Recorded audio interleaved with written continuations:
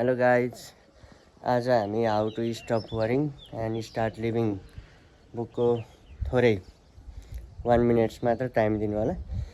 अब आज मैले पढेको किताबमा के थियो भन्दाखेरि त्यसमा 9वटा गोल्डन रुल्सको बारेमा उसले भनेको थियो। त्यो 9वटा गोल्डन रुल्सहरू हामीले प्रयोग गऱ्यौँ भने यस्तो दामी रहेछ नि, होइन?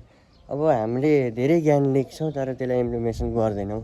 इभन मैले पनि पहिले गर्दैन थिएँ, होइन? अब हाम्रो जस्तो हामीले केही काम गर्दा गर्दै बिचमा रोक्यौँ भने हामीले आफैलाई पस नगर्ने भन्छ कि। अब म यो काम गरेँ भने मलाई के हुन्छ, यसले भोलि बिहान के गर्छ भन्ने कुरा क्वेसन गर्दै जाने एउटा। अनि हामीले बुकहरू पढ्दाखेरि इम्पोर्टेन्ट लाइनहरूलाई अन्डरस्कोर गर्ने, अनि त्यसपछि पेन्सिल लिएर बस्ने, त्यो कुराहरू भनेको थियो कि। अब हामीले जति पनि कुराहरू सिक्छौँ, ज्ञानको कुराहरू हुन्छ, हामीले डेली लाइफमा इच एन्ड एभ्री पोइन्टमा चाहिँ हामीले त्यो कुराहरू इम्प्लिमेसन गर्नु पऱ्यो। हरेक पाइला हरेक क्षणमा चाहिँ त्यो कुराहरू तिमीले इम्प्लिमेसन गर्यौ भने तिमी अवश्य पनि त्यो वरिबाट छुटकारा पाउँछौ भनेर भनेको छ। अब बाँकी कुरा फेरि अर्को भिडियोमा। Thank you.